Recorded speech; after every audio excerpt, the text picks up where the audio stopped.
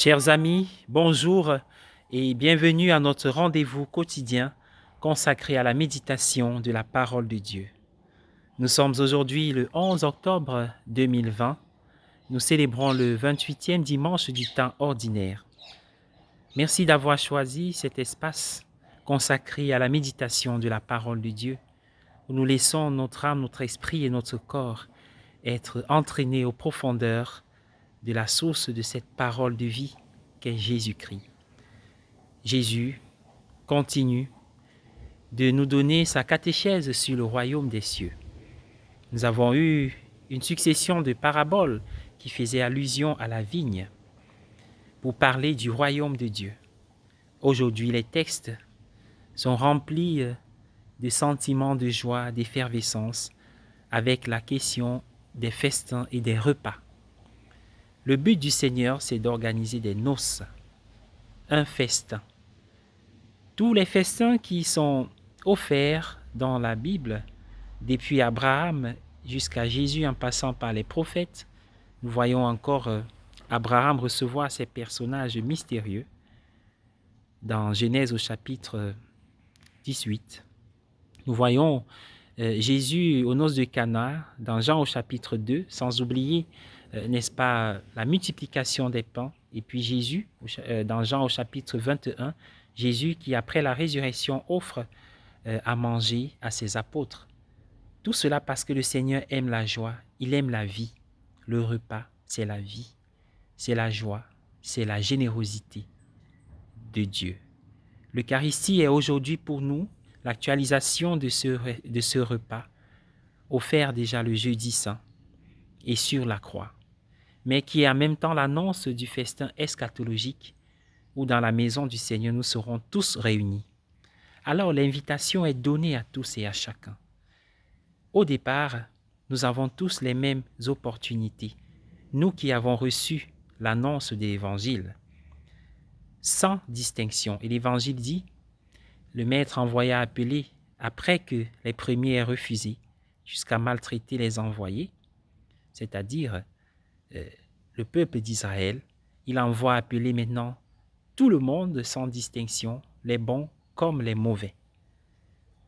Ainsi, nous rendons bien compte que les serviteurs n'ont pas une mission très enviable dans ces paraboles. Ils sont toujours maltraités.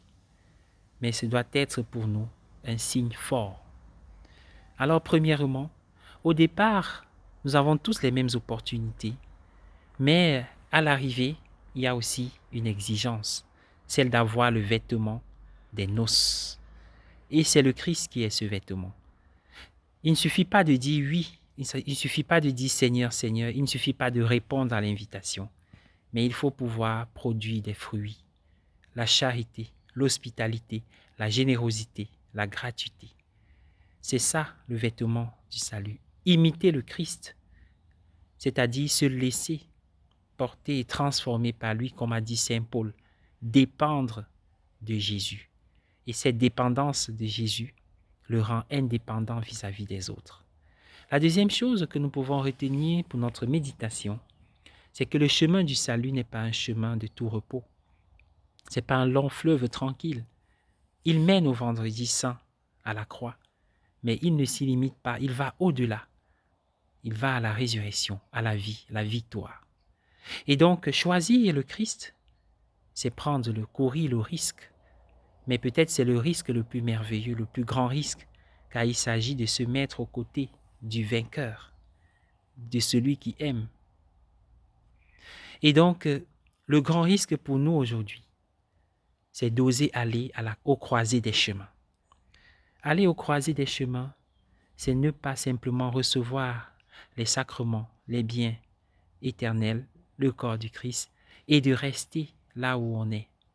C'est de porter du fruit. Aller aux croisées des chemins, là où il y a des hommes, des femmes, des personnes qui passent, c'est-à-dire ceux qui ont le cœur libéré.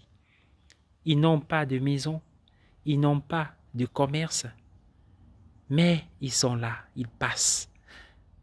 Ils peuvent même avoir des maisons, des commerces, mais ils ont le cœur libéré, comme a dit Saint Paul, c'est-à-dire disposés, disponibles pour écouter la parole qui doit faire son travail. Mais cela demande du courage. Ce courage, c'est la volonté, c'est la foi. Cela demande aussi la force. Ce sont les sacrements que nous recevons chaque jour et le témoignage des autres pour avancer. Voilà le royaume qui nous est raconté et qui est aujourd'hui à notre portée pour que nous protégions la vie, que nous puissions la faire fructifier pour le bonheur de notre Dieu et de nos frères, pour notre épanouissement à tous. Je souhaite à tous et à chacun une excellente journée et je vous invite à prier avec moi.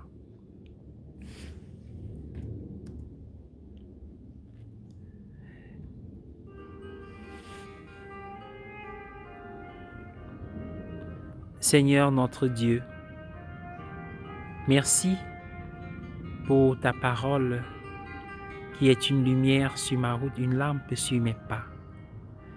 Merci de me montrer la route qui mène à ton royaume de lumière et de paix. Je voudrais t'offrir aujourd'hui tous les serviteurs, c'est-à-dire les chrétiens, ceux-là que tu envoies et qui sont entre toi et ceux vers qui tu nous envoies.